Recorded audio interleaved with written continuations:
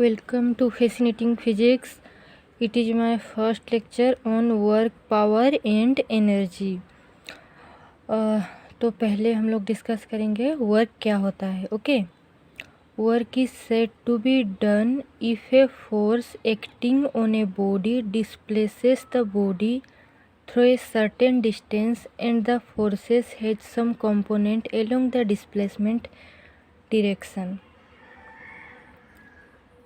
Work कहा जाता है कि एक वर्क हो रहा है, एक काम हो रहा है कब, जब एक फोर्स एक्ट होता है उसके ऊपर और उसका डिस्प्लेसमेंट किस डायरेक्शन में होता है. जिस डायरेक्शन में फोर्स उस पर एक्ट हो रहा है उस डायरेक्शन में डिस्प्लेसमेंट होता है. और जब डिस्प्लेसमेंट होता है बॉडी का तो उसको कहते हैं कि यहाँ पे वर्क हो रहा है.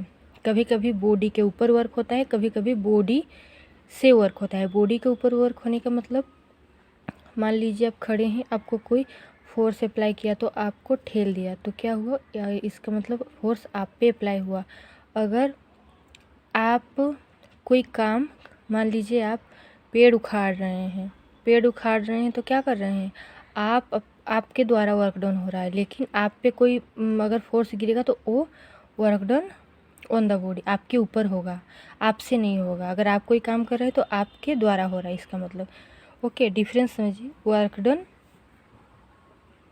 तो वर्क डन क्या होता है. Work done is said to be, जब एक फोर्स एक्ट होता है और फोर्स एक्ट होने के वजह से फोर्स के डायरेक्शन में डिस्प्लेसमेंट होता है और डिस्प्लेसमेंट होने के द्वारा वर्क होता है बॉडी के द्वारा. That is called work done by that body. इसको कहा जाता है वर्क डन उस बॉडी के द्वारा. जैसे यहाँ पे देखिए एक बॉडी है, ठीक है, बाय एक कांस्टेंट फोर्स के द्वारा पढ़ेंगे कि वर्क डन बाय किसके द्वारा, एक कांस्टेंट फोर्स के द्वारा.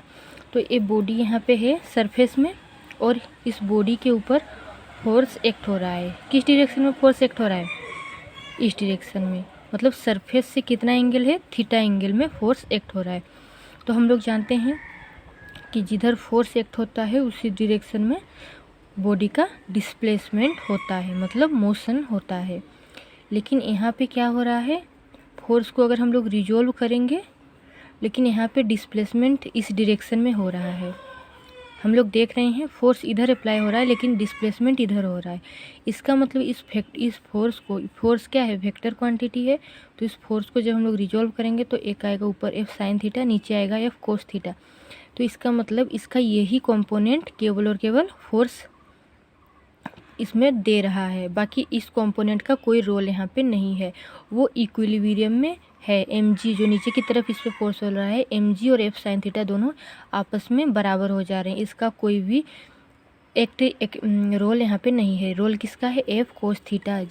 जिधर डिस्प्लेसमेंट है उधर वाला कंपोनेंट है f कोस थीटा. तो यहाँ पे फोर्स कौन है, f नहीं होगा, यहाँ पे f कोस थीटा होगा. तो यहाँ पे सेम देखिए क्या हो रहा है.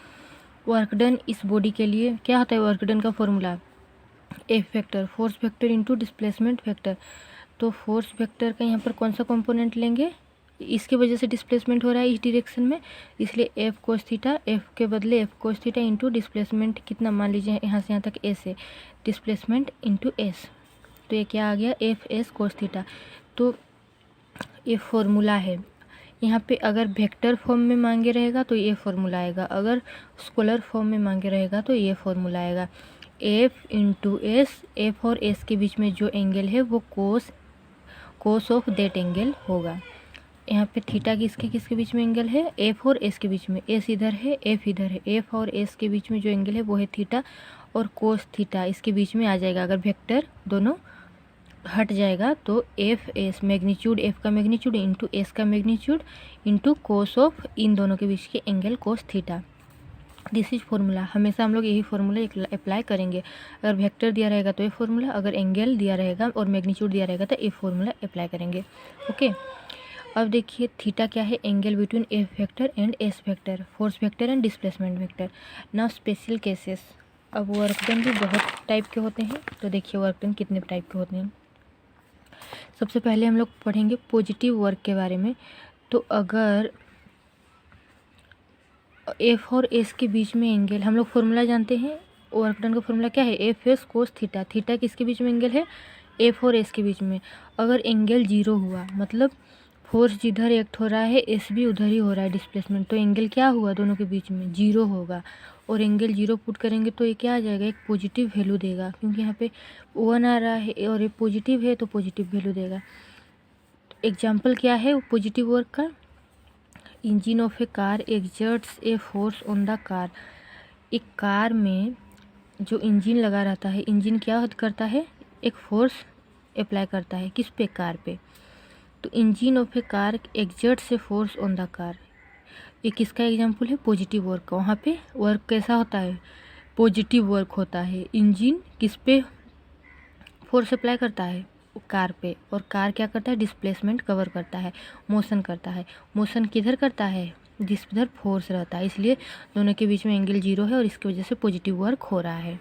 अब देखिए जब 90 डिग्री हो, फोर्स और डिस्प्लेसमेंट के बीच में जो एंगल है वो 90 डिग्री हो, अगर डिस्प्लेसमेंट इस डायरेक्शन में है और फोर्स उसके 90 डिग्री में है, तो यहाँ पे क्या हो रहा है, एफ एस कोस 90 डिग्री, कोस 90 डिग्री मतलब 0, वर्क डन क्या आ गया, 0 आ गया।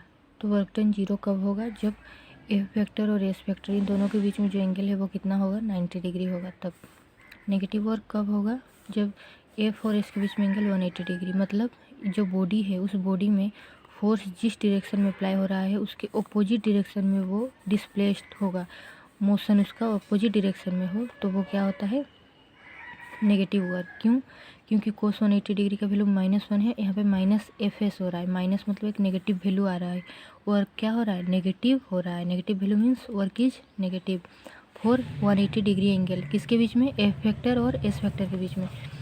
When a body pulled over A rough, example यहाँ पे दे रहा है, जब एक बॉडी को हम लोग पुल करते हैं, खींचते हैं रफ हॉरिजॉन्टल सरफेस में, यहाँ पे मान लीजिए एक हॉरिजॉन्टल सरफेस है, यहाँ पे बॉडी को हम लोग खींच रहे हैं तो एक फ्रिक्शनल फोर्स के अगेंस्ट में खींच रहे हैं। फ्रिक्शनल फोर्स हमेशा मोशन के अपोजिट डायरेक्शन में लगता है, अगर इधर खींच रहे हैं तो फ्रिक्शनल फोर्स उधर है, मतलब दोनों के बीच में 180 डिग्री एंगल आ रहा है, इसलिए एक एग्जाम्पल है pulling of a body in A rough horizontal surface is a example of negative work.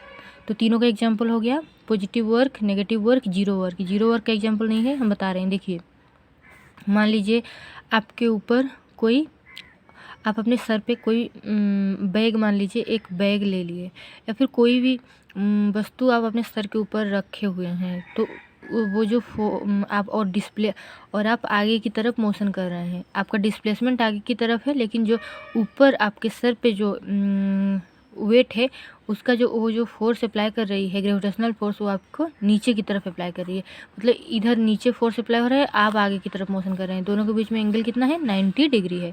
This is example of zero work. Okay, now देखिए work done by a variable force. अब हम लोग constant force के द्वारा कैसे work हुआ हम लोग पढ़ चुके हैं, अब हम लोग पढ़ेंगे वर्क डन कैसे हो रहा है बाय ए वेरिएबल फोर्स। अगर एक चेंजिंग फोर्स हो, वेरिएबल मतलब चेंजिंग फोर्स हो, ओके, फोर्स चेंज हो रहा हो, तो देखिए क्या हो रहा है यहाँ पे, in case the force is variable work has to be calculated by calculus method. अगर फोर्स वेरिएबल हो तो वर्क कैसे कैलकुलेट किया जाएगा, वर्क कैलकुलेट किया जाएगा कैलकुलस मेथड से। Let to be small amount of work done during an infinitesimal small displacement ds f remains constant for this small displacement.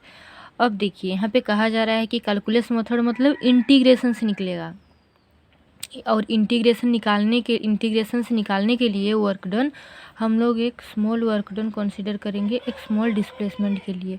मान लीजिए हम लोग कंसीडर किए एक बॉडी है, वो बॉडी कितना स्मॉल डिस्प्लेसमेंट कितना ds मतलब स्मॉल डिस्प्लेसमेंट कवर कर रहा है by a force f constant है वहाँ पे थोड़े समय के लिए, थोड़े से डिस्प्लेसमेंट के लिए f कांस्टेंट है, लेकिन फिर f चेंज हो रहा है, लेकिन थोड़े से डिस्प्लेसमेंट के लिए f कांस्टेंट है। तो यहाँ पे क्या हो रहा है, जो वर्क डन होगा वो बहुत छोटा वर्क डन होगा, क्योंकि थोड़ा डिस्प्लेसमेंट हो रहा है तो वर्क डन छोटा होगा, इसलिए यहाँ पे वर्क डन और W न होकर DW है, तो DW इक्वल्स टू हो जाएगा F dot DS। Okay, DS is the small displacement.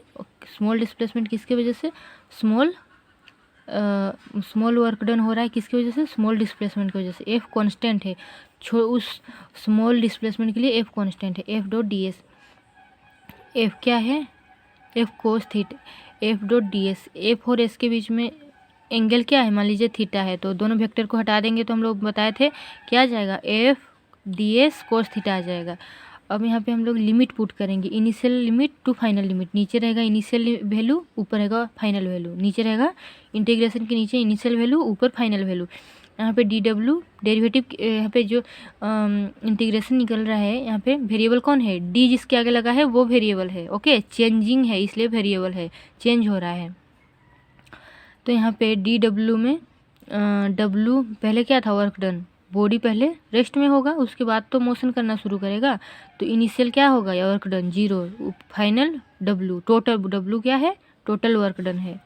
और यहाँ पे S1 टू S2, मान लीजिए डिस्प्लेसमेंट S1 से S2 हुआ, पूरा final, initial S1 final S2, तो अब इंटीग्रेट करेंगे तो इंटीग्रेशन का जो वैल्यू निकलेगा वो यहाँ पे W क्या देगा, टोटल वर्क डन देगा। ओके, इंटीग्रेशन से निकल रहा है, कब, जब फोर्स वेरिएबल हो तो वर्क डन इंटीग्रेशन से निकलेगा। अब देखिए graphical representation of work, graphical representation क्या है,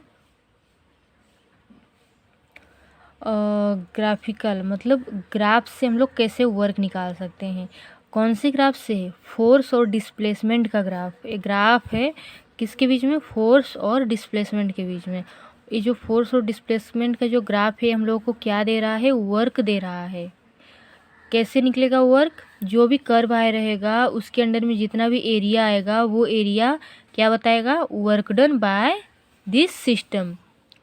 ओके, तो हम लोग ग्राफ से भी वर्क डन निकाल सकते हैं। Work done is also calculated from force displacement graph. Area under force displacement curve gives the work done.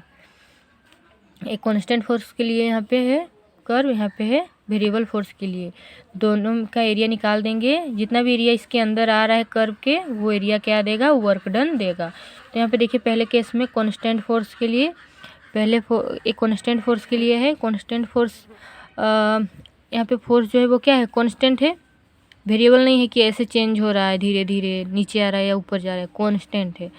तो यहाँ पे कांस्टेंट फोर्स अप्लाई हो रहा है, और इस कांस्टेंट फोर्स के लिए एरिया क्या हो जाएगा, एरिया इसका, इसके अंदर जो ये क्या है, एक रेक्टेंगल है, तो area of AOBC, a rectangle का जो एरिया है वो होगा equals to work done, equals to क्या हो जाएगा, OA into OB, length into breadth. तो OA क्या है, फोर्स है, मान लीजिए यहाँ पे F है, F फोर्स है, OA का वैल्यू F लिखे, OB का वैल्यू क्या है, मान लीजिए डिस्प्लेसमेंट S है, यहाँ पे OB लिखे S।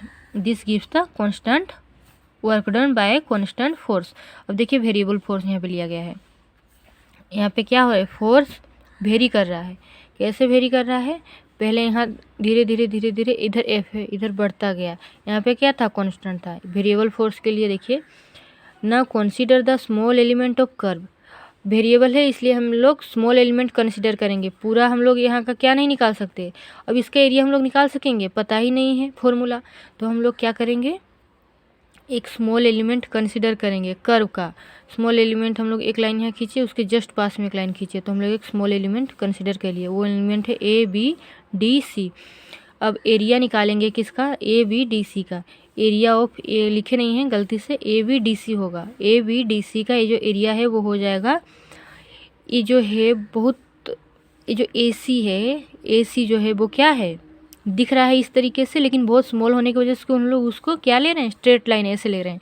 तो ये भी एक रेक्टेंगल हो रहा है, रेक्टेंगल का एरिया कैसे निकलता है, AB इंटू BD आ जाएगा। ओके, अब देखिए F डॉट DS आ गया, DS मतलब बहुत स्मॉल डिस्प्लेसमेंट है ना BD, इसलिए DS है, तो F डॉट DS क्या हो गया, DW, वर्क डन आ गया। ओके, सम कर देंगे अगर हम लोग तो टोटल वर्क डन निकल जाएगा, मतलब ये स्मॉल एलिमेंट के लिए है। इस तरीके से हम लोग और बहुत सारे लाइन कर देंगे, तो और सबका क्या कर देंगे, इसको सम कहते हैं, क्या कहते हैं, सम। जब हम सम करेंगे तो वो हम लोगों को देगा क्या, वेरिएबल फोर्स के लिए work done. Okay, next class हम पढ़ाएंगे यूनिट ऑफ वर्क के बारे में। Okay, thank you to all.